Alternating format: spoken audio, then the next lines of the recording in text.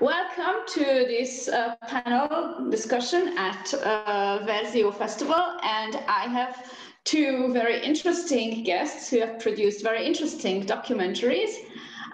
Rita Béres-Deák comes from Sweden.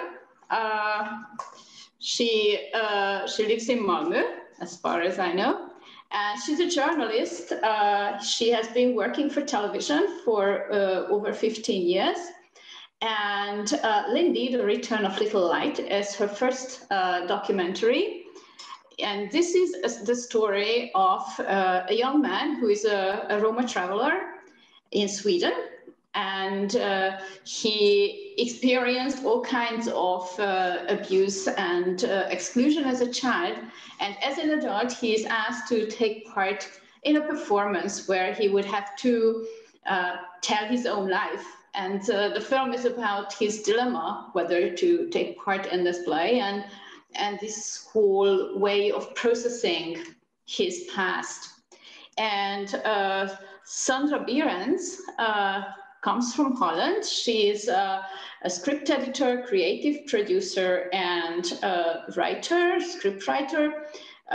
She also works for television, but she also has her own company called Beerends, or I'm not sure if I pronounce it right.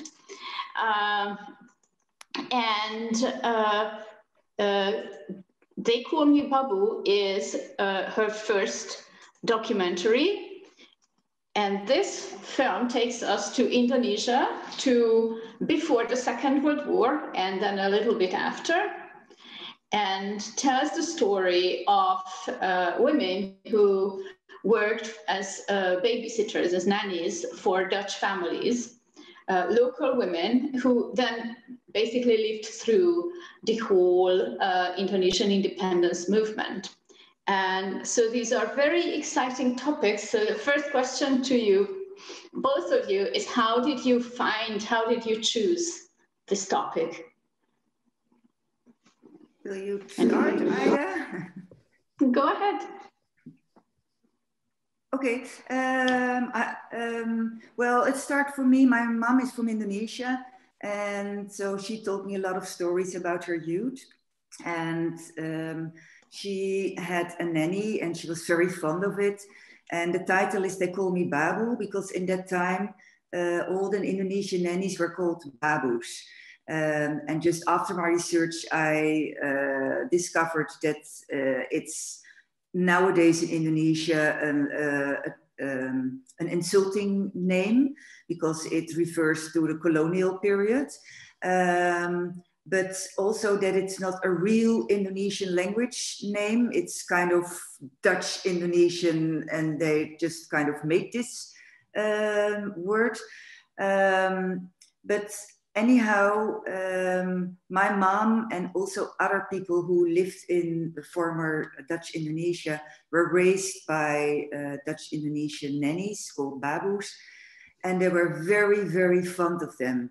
And the strange thing is that I couldn't find anything in our shared history about them. It was all about men, and written by men and done by men, and not about a female. And especially not a female that was very young, without any power, just on the lower class of the ladder. And still, she's very, very important in the history of Dutch Indonesia. So that was my starting point. I can talk for hours, but I think now it's turned to Ida. Yes, I will go back to this history thing, but now let's listen to Ida's.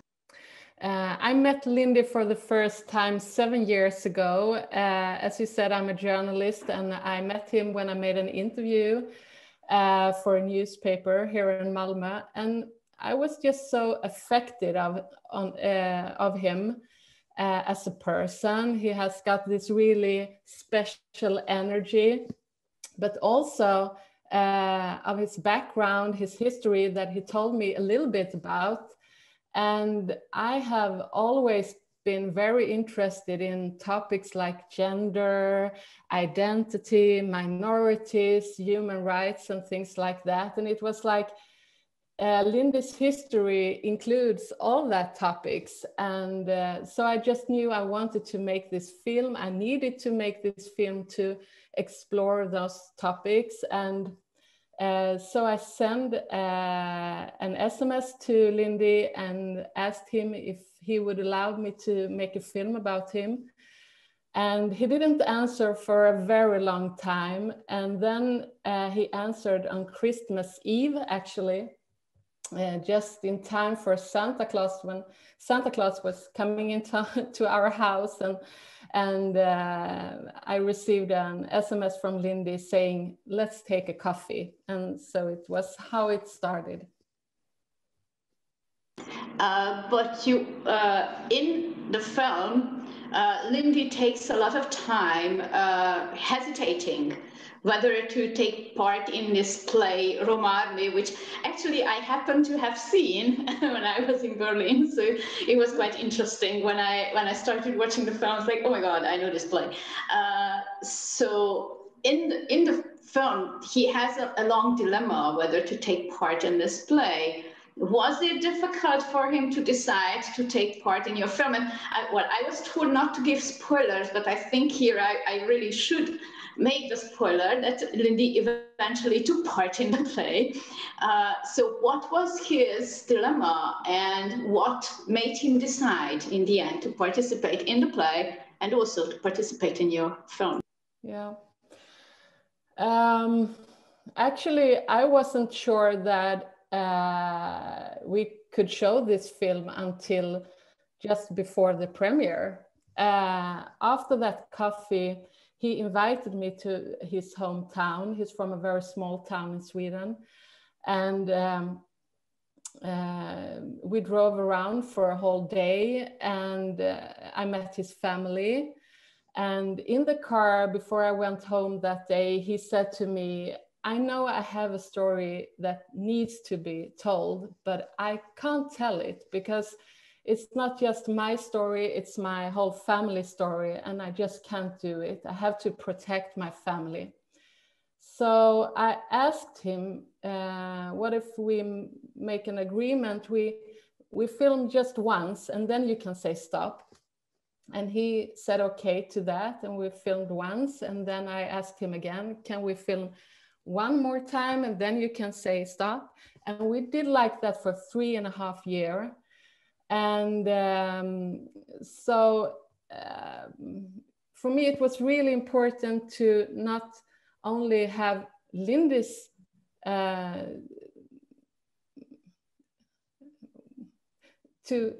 Lindy to approve the film, but also his family to approve the film. Otherwise, I couldn't show it. Yeah. Now, in Sandra's case, we have a very different situation because you have made a very, for me, very intriguing artistic decision. And here, this is another spoiler that although your film has a main character, Alima, but we know, well, we can know it for sure only in the closing credits, that this is a story put together from the stories of several women. How did this decision come about? So why did you decide to combine several life stories to create one, well, we can say fictive character? Yeah, well, first of all, I wanted to make a film of this woman. And as you said, it starts before World War II. So meaning that if there was a big chance that most of the women that we were talking about were dead or too old to cope with this. And for me, it was very, very important to make a film not about other people talking about them, but that like giving these people who were always silent and always in the background, giving them a voice of themselves. And because I'm more of, my background is more fiction. So for me, it was very important to give them a voice and give the spectators, the audience, the feeling how it must have been for these women in this situation, in this strange time, with like 3 periods. It was a colony, then there was the Japanese occupation, and then there was the Independence War. And especially because now, until then, still now there is a big controversy in this episode, like, you know, how we have to look at this history.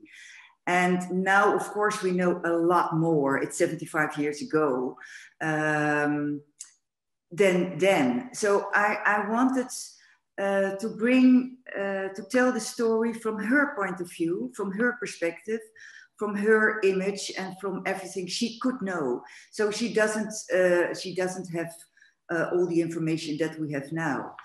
And I knew that a part of the stories I heard from Dutch children that were raised by Indonesian nannies.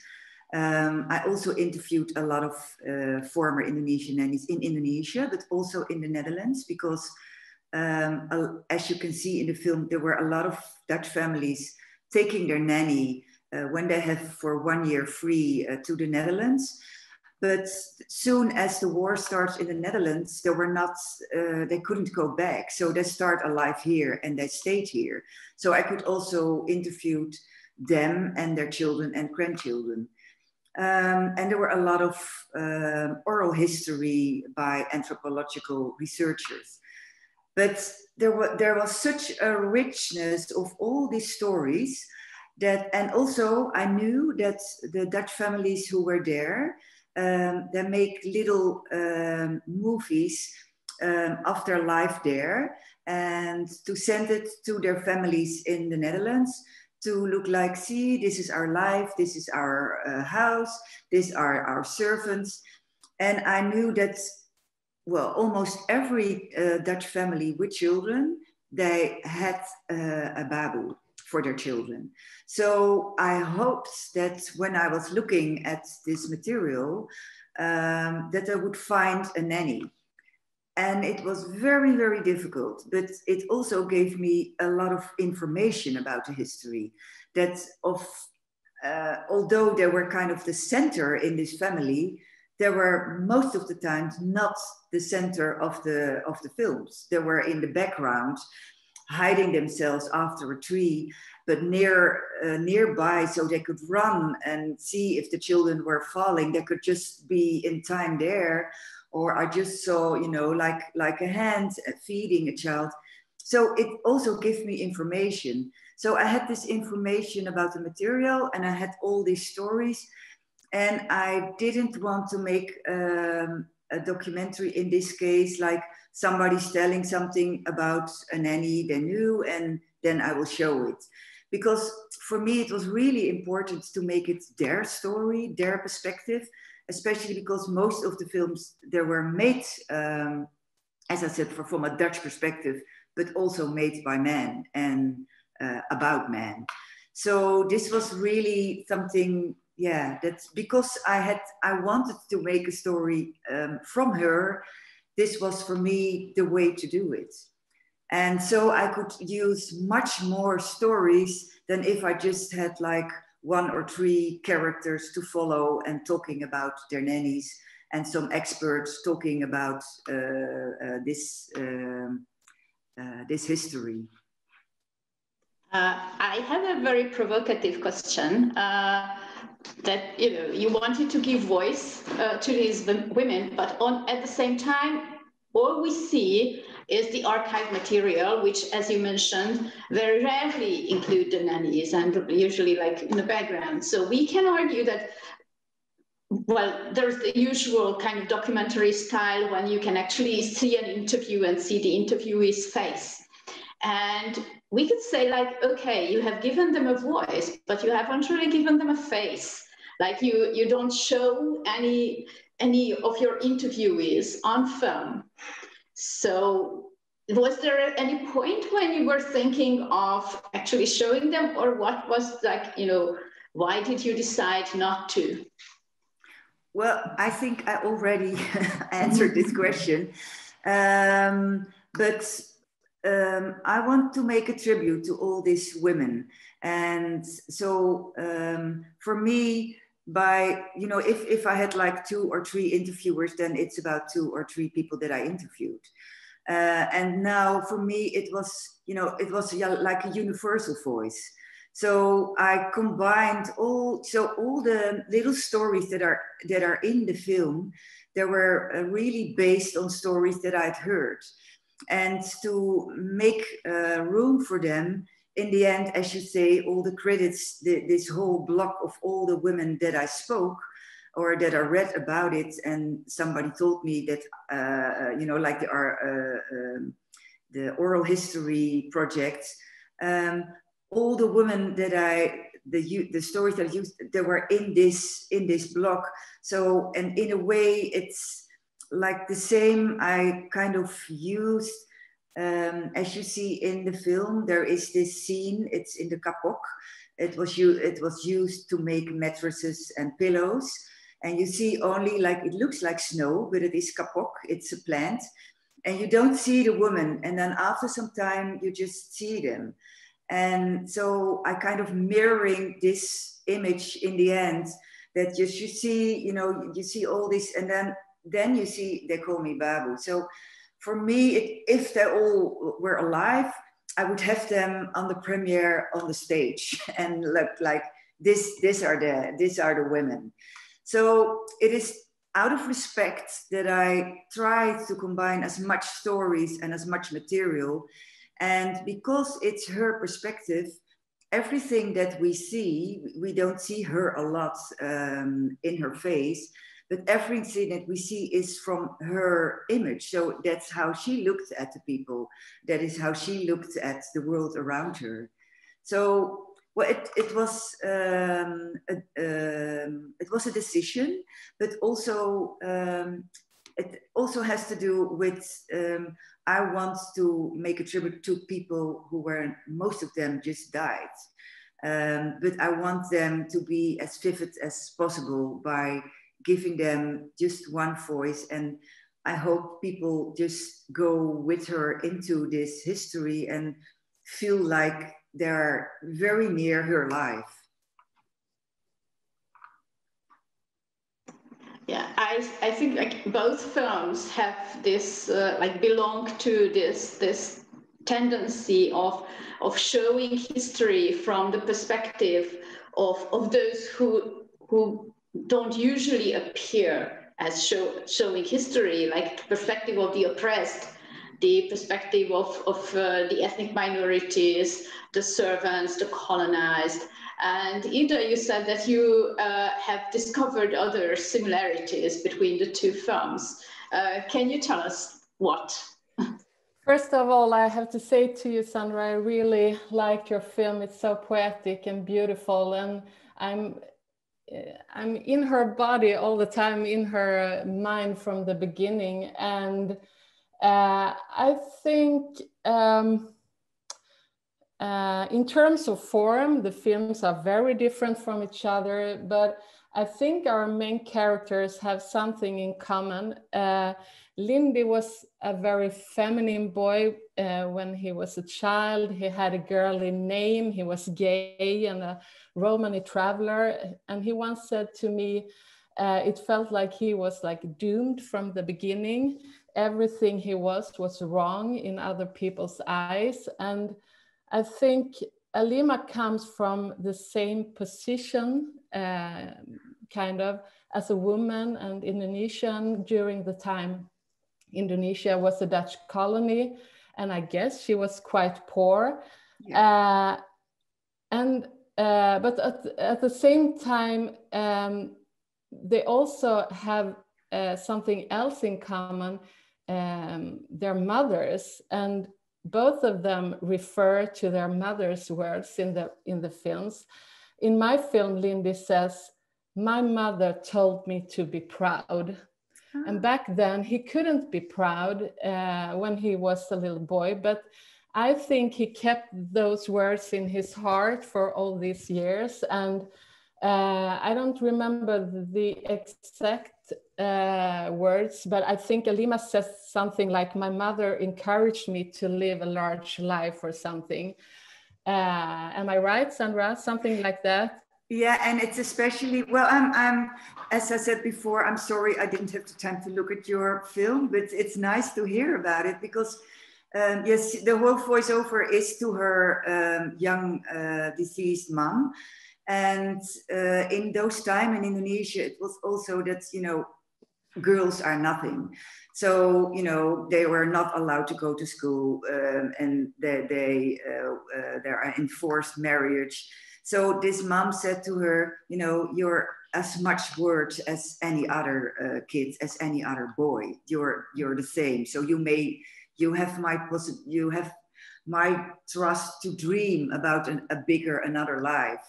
And so I'm very happy to hear, because that is something that is very important for my film. And I think in general, that there has to be only one person who said, I trust you, yes, you know, do it. I see something and that's worth fighting for. And I think when it's just one people, it can also be like a mentor or somebody at school who says, I believe in you.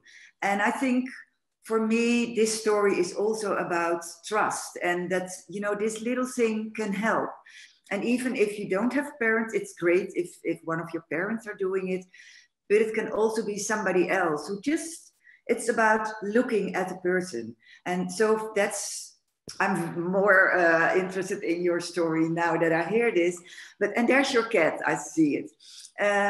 But you know, it's also about like being humans. It's not about political things, and it's all about looking at the person and see, you know, I see you and I see what your wishes, and maybe it's difficult and I'm not sure if you can make it, but try it, at least try it if you really want it. So nice to hear. Yes, and I think it's quite important that in both cases, this person, this encouraging, supportive person, is somebody from the family. It's the person's own mother. And so we don't really hear, you know, Lindy talking about how his teachers trusted him, and probably because they didn't. That's my guess. Or we don't really see the Indonesian families encouraging the nannies to, I don't know, learn to read and write or something, because probably they didn't, or not very often. But in Alima's case, there is also this kind of female generational continuity. And this, you know, what feminist history writing from the 1970s called Her Story, when, you know, to explore women's perspectives on history, like you mentioned, that, you know, usually history is written from a male perspective.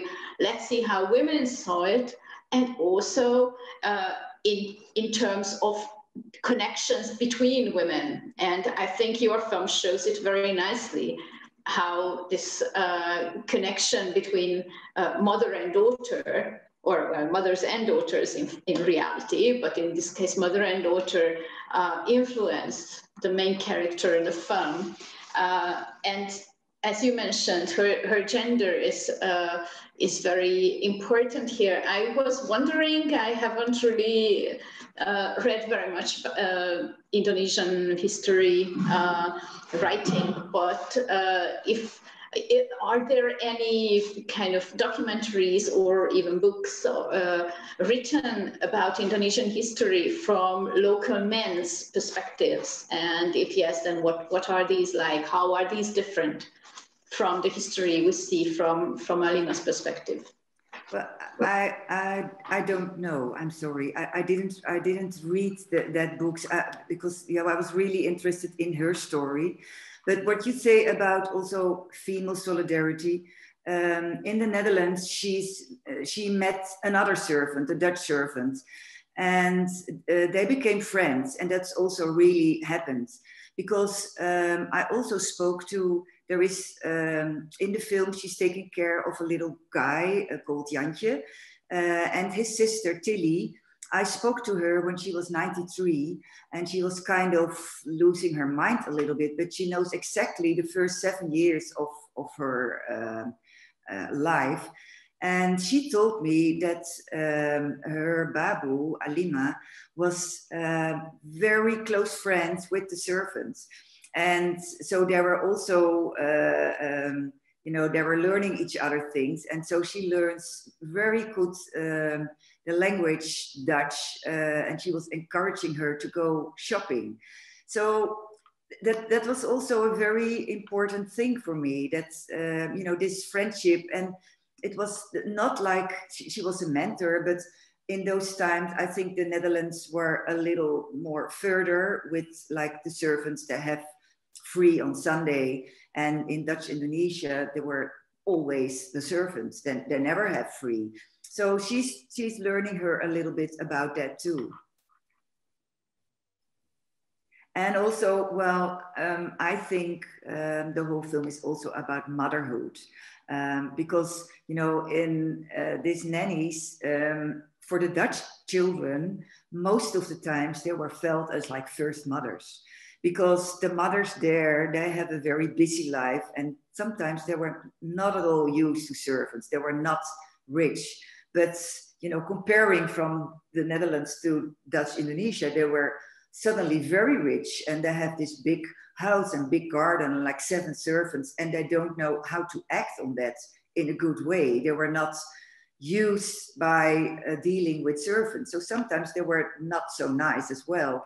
And they have a lot of like social things to do. So most of the education was done by these nannies. And from the moment they went to the camps, they just lost their kind of first moms. And so it was also like a tribute to motherhood in saying like, you don't want anything, you just be there and offer there and just every day. And it's not about the big things that you're doing, but that you're doing the little things every day, every hour, every minute, and just be there. And especially in this time, I think it's very good to focus on the little things. And I must say that this also goes both ways. So Alima keeps referring to the family she works for as my family or my Dutch family. And she's genuinely attracted to the little boy, especially the little boy, but probably all the children. So it also brings up this question of like, who is really your family? Yeah. And can your family be the one you're serving? Yeah, and it's the funny thing is, because I'm Dutch Indonesian, so my mom is from Indonesia and my father is from the Netherlands. And when he had been a little bit older, he was the one who was maybe involved in like the political actions in Dutch Indonesia. He wasn't old enough, but he told me, if I was old enough, I want to fight the fascists, because that was what he was told. So because of my double background, I'm also always like wondering, who am I belonging to? And it's in a way, for a long time, people like me, they were called half-bloods, like in Harry Potter, half-bloods. And I thought, I'm not half-blood, I'm double-blood. I have this double language, double culture. But so the funny thing was, I felt very attached to her because she's also, in between cultures and in between loyalty. And she's just reacting on people, not on political structures. But also when it was reviewed very well, but especially from one people from the Dutch Indonesian community here, he said to me, why didn't you tell about all the Dutch Indonesians there? You have to, because you are Dutch Indonesian. So you need to do that. And I say, yeah, but this is not the story about the Dutch Indonesian people. But because I'm from double Dutch Indonesian, I think I can attach to this story. And I think the whole Dutch Indonesian community can identify with like her story. So for me, it's always, I don't remember clearly your answer, but I think it was about identity and to whom do I belong. And for me, what I tried to do, and that's also this is about a poor, like Ida said, a poor girl with no power, but in a time that there was this power play around her. And most of the time that were males, and they say, okay, now this is good and this is right. And if you look at this side, this is good, and you can look at that side. So, but I think under this whole political structure, there are always people trying to, be as good human as possible within this structure. And, they were not looking at, oh, but you're this and you're that. They're just trying, to relate to each other. And for me, she's the one is trying to make a bridge between two cultures. And not because this is a political aim, but, she is Indonesian. So she gives the children food, and she smells in another way, and she touches them, and she baths them in a kind of way. So all these children have felt her as another identity, but very nearby through their body. So I think this is like the ideal bridge to go into another culture, like you fell in love with somebody from another culture, or like Ida, somebody came on your path and you're very attached to this person and to this history. And even, you're from Sweden and he's from another country or from another culture. There is something inside that's touching you, and that's why you're interesting. And I really want to see your film, but for me, it was also not about giving answers, but arousing questions for humans, like, why do I do this, or why is it like that? And not about it has to be like this, and this is good. When you think like this is good, because I think there are always a lot of truths next to each other. Can I say something? Yes. Yes. Yes, absolutely. Yes, because it's interesting. Lindy is from Sweden, actually. He's a Romani traveler, and they have lived in Sweden for more than 500 years. And, Romani travelers, they were sterilized in Sweden until 1974, actually the year Lindy was born, only because they were Romani travelers.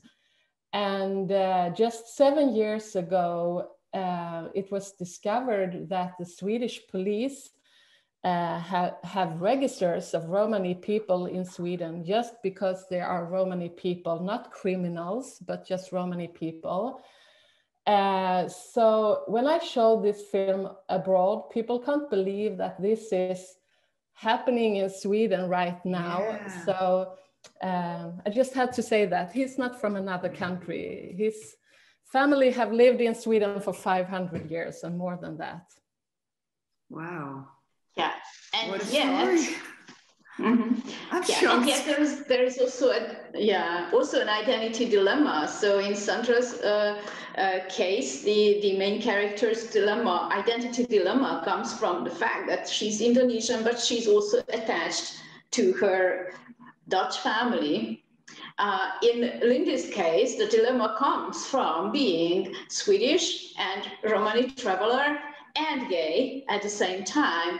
And I was wondering, because there is, of course, and also in where I come from originally, Hungary, there is a lot of discussion recently about the situation of gay people in Romani communities. And I don't know if Ida, you can tell about that, or also like how does Lindy's sexuality influence the way that he experiences his Roma identity?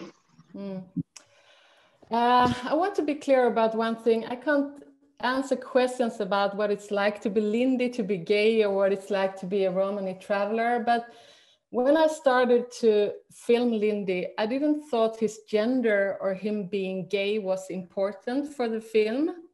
It was a film about being a Romani traveler. But during the filming, he realizes that coming out as a Romani traveler is like coming out as gay. He have done this before and he needs to do it once more. But he also realizes that coming out as a Romani traveler is harder for him, because when he came out as gay, it was just about him. But coming out as a Romani traveler includes the whole family. So, but he's just so fed up with being feeling ashamed, and he wants to be that proud Lindy, I think, that his mother told him to be. Yeah. There is a very memorable scene which is also in the play, where Lindy apologizes to his family for telling these really terrible stories of humiliation and racism that they experienced.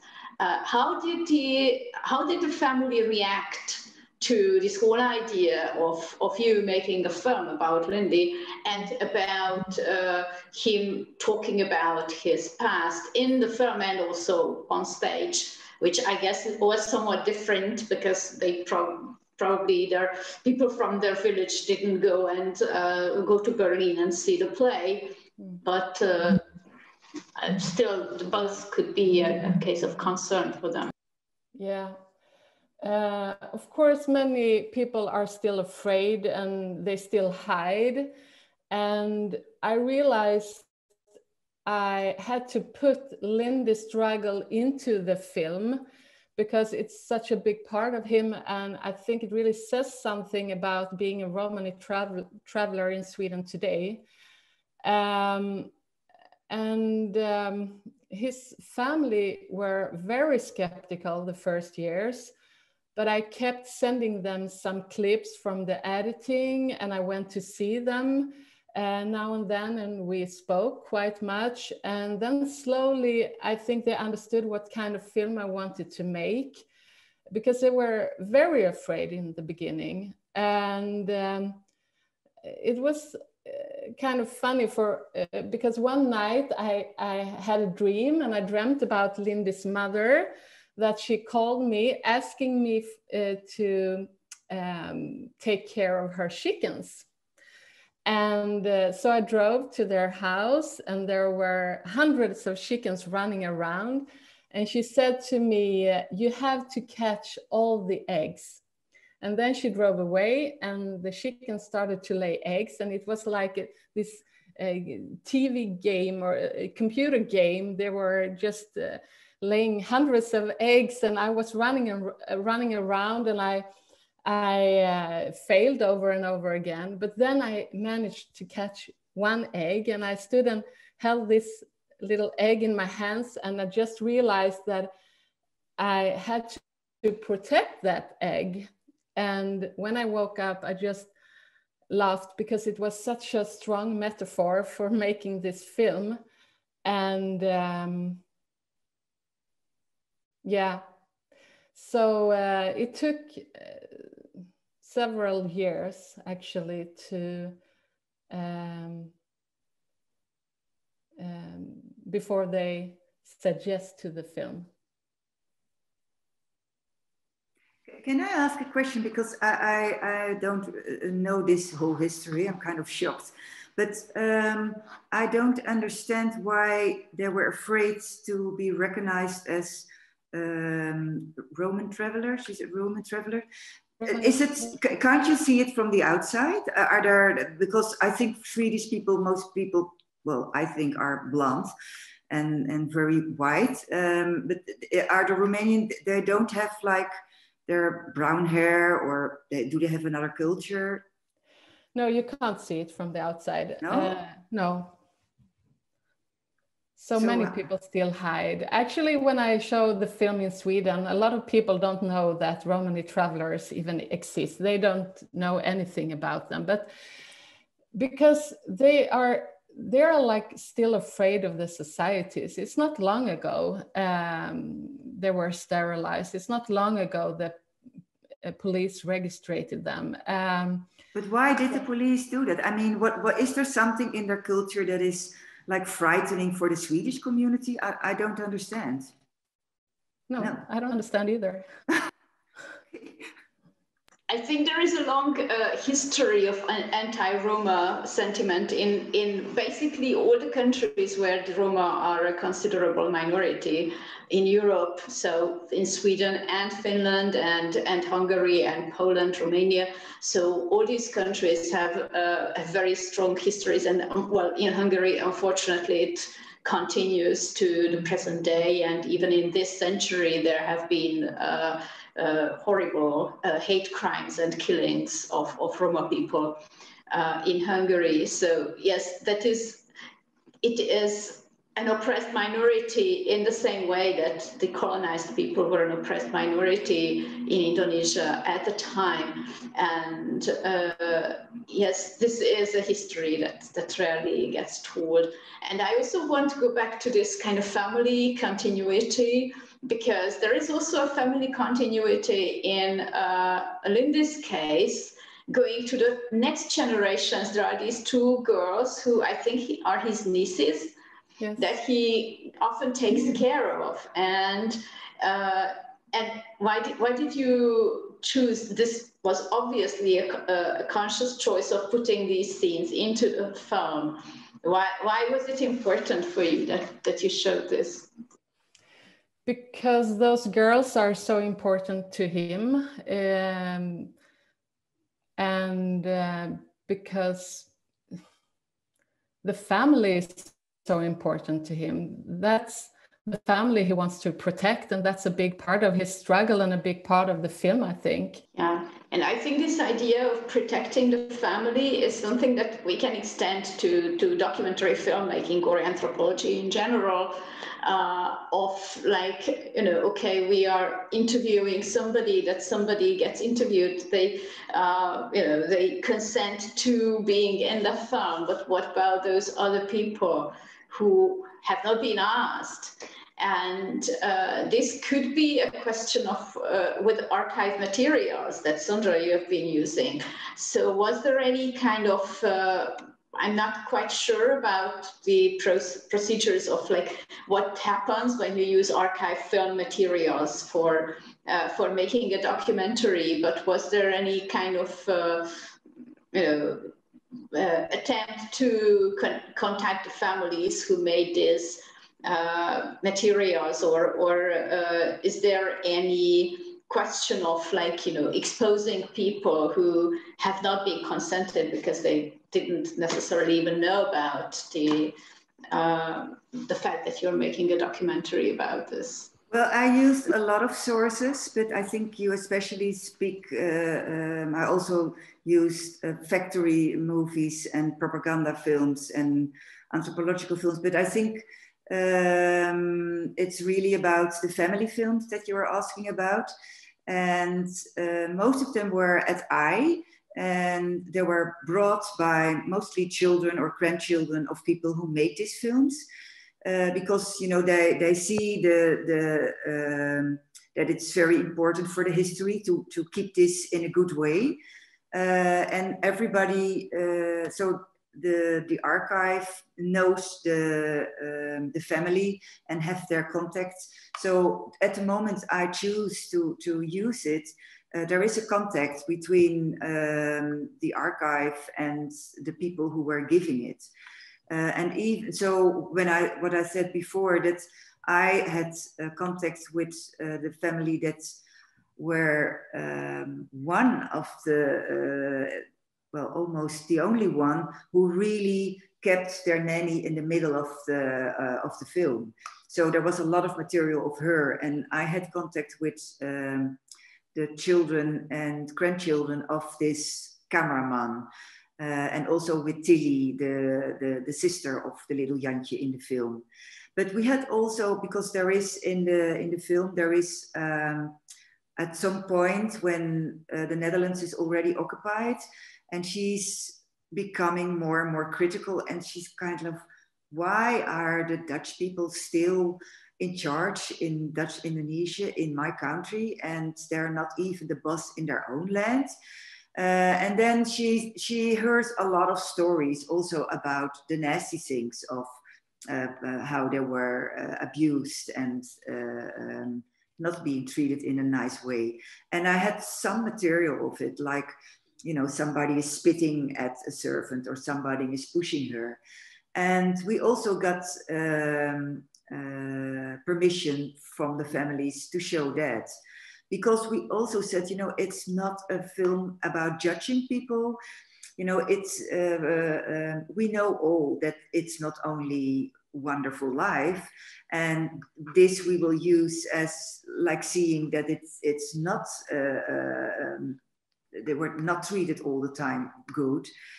But also I show a film of a shot that, you know, there is this big Dutch man who ate a lot, and he's in a hotel, and there are like 15 servants, all with food for him, and he's just eating and eating. And they were just following this pen of all these servants.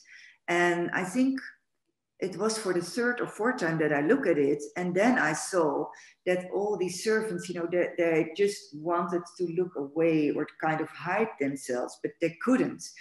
But it tells me that they were very, very proud. And, you know, even in that time, it was just like, okay, it's so good to be here because you can eat wonderful. And, you know, this, the Indonesian rice table, like they say, it's really a Dutch concept. Because at parties, when Indonesian people came together, everybody was making his favorite food and the one that he was very good at. So because everybody takes something, it's a big Indonesian rice table. But the Dutch people thought, oh, well, but we want it every day like this, you know. So we want not only meat or not only vegetables, we want like 10 things because it's possible to have 10 things. So this shot in the hotel was, see, if you come to Dutch Indonesia, it's beautiful here. And nobody looks at the servants. So it was not made like that, but, you know, because it's archive material, it is what it was. And I now, because I look with other eyes at it, I can see it. And also this pushing, you know, in that time, they thought, oh, it was just a joke. And we don't know the other part. Maybe they were laughing or they're helping her. And now I just use this pushing. So it's always, well, trying, well, to be respectful in both ways. Yeah, and you mentioned here this, when the main character, Alima, starts thinking about you know, independence and, you know, why are the Dutch still in control here?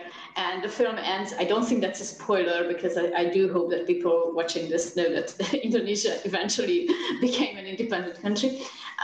So she gets involved in a way in this independence struggle, and she starts teaching girls to kind of pass on this wish for independence. And I think that is somehow a bit connected to how Lindy is trying to, well, not raise, but it's some kind of, you know, instill this pride in his nieces and kind of, you know, teach them to be proud Roma travelers. So in a way, there is an optimistic note in both films, at least that's what I feel like. But you comment on whether you think your film ends in an optimistic tone. Yeah, and what is funny to say is that this thing about this woman that wants to educate other girls, because it was difficult for her, so she wants it for the next generation. It's a real story, because I heard a story of a Dutch family who was with the Babu, and they were really connected to each other. And so when they have to go back to the Netherlands, they said to her, well, you come with us because you're with you know, your family. And then she said, no, I think I have to do something in my country. I need to educate other girls. And so she stayed there, and they lose contact. And then just like 2 years before the premiere of my film, I got a note from a family, said, yeah, we just got a letter from Indonesia, and it's from the daughter of our former Babu. And she said, well, I'm sorry, I have to say she died, she passed away, but I want you to know that her whole life she was dedicated to the education of girls, and even she managed to work at the Ministry of Education in the end. So it was like, you know, something you think, oh, this is just fiction, but it's real. So yeah, there is this positivity, I think. And I'm very interested in these two nieces, how they go on in your story, Ida. Well, I don't know if you can say there is an optimistic end in my film. For sure, Lindy made a journey, and that's a good thing for him, but the problems are still there in the society. But I think my biggest wish with the film was to give someone the strength to dare to stand up for themselves.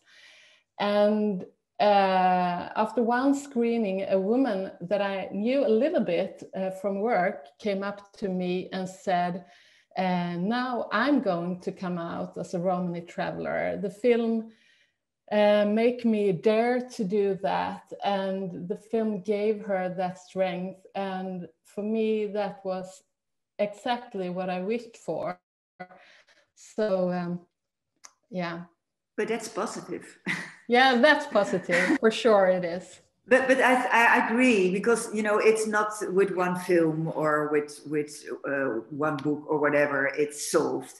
But I think we need, especially in this time, we need the sparks, you know, the sparks of hope, and that you can make a difference. Maybe it's a little difference, but you can make a difference. Yeah. I think that's it. Yeah, and well, our time is almost over. So can you talk a little bit about the reception of the film? Ida, you already mentioned this case of a Romani traveler actually coming out as a result of this film, but any other kind of memorable reactions that you received for your films? And that's a question to Sandra as well. Okay. Well, the one thing that I'm very curious about is the reception in Indonesia, but because of COVID, we couldn't go there, and we plan to go there now in May, because for me, that's the most interesting, to have a dialogue between the Netherlands and Indonesia, because that's, you know, kind of, well, why I did it. I think it's important that we share our history and we share our pain, because I think that's the only way to go on together, because there's still a lot of people in the Netherlands that feel attached to Indonesia, and there is a lot of pain under it for people, you know, about the history. Even the soldiers that had to go there in that time, and they were just like 17, and they were just sent, and they never talk about it. So it goes on to their children and their grandchildren. So there is a lot of silence. And I hope just by looking together at this history, and now from an Indonesian female perspective, that they will look at it. There was already a big story in the Tempo. It's a big magazine in Indonesia. But in the Netherlands, well, it was well received. The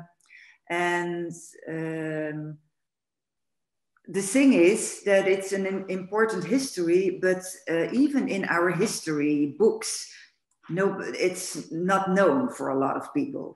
So that was for me very important. And I'm very proud that this year, because I was premiered at the ITVA with English subtitles.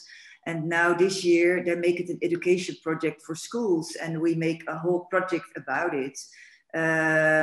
So that children, even my children, will learn about it. And I'm not really into like learning like this is it, but just like, I hope they will ask questions to their parents and their grandparents and go on. So that's, I think we have kind of the same way, like, you know, I hope somebody felt this spark and do something with it and make it bigger.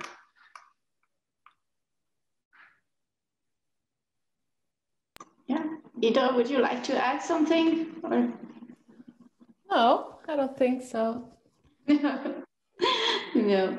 Okay, well, our time is basically up, so I would like to thank you both for coming to this discussion. I would like to thank Versio for making it possible. I would like to thank the technicians for making it possible and for recording it. And they are here invisibly, like, you know, like Roma travelers or Indonesian Babus in history. The technicians are here invisibly in this conversation. Well, I look forward to the reception of your films at our festival. And for those of you who are watching and have not yet seen the films, I do hope that you have received some motivation to watch these films and also other really great documentaries at the Versio Festival. So, well, thank you very much and have a nice day, and I wish you good luck with your films and with also your future projects. Thank you. Thank you. Okay.